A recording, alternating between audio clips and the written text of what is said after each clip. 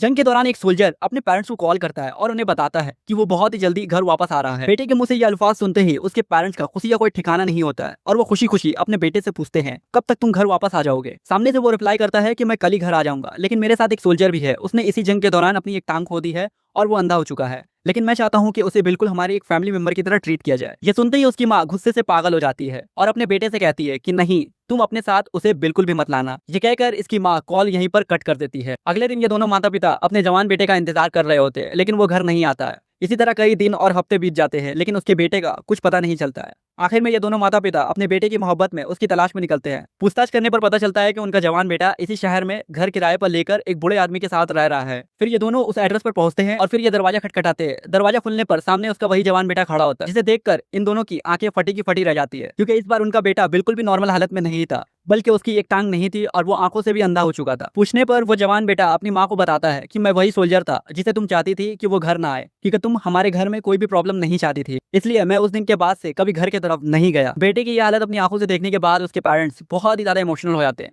फिर वो अपनी गलतियों पर शर्मिंदा होकर अपने बेटे से माफी मांगते हैं और आखिर में अपने बेटे को खुशी खुशी अपने घर वापस लेकर जाते हैं।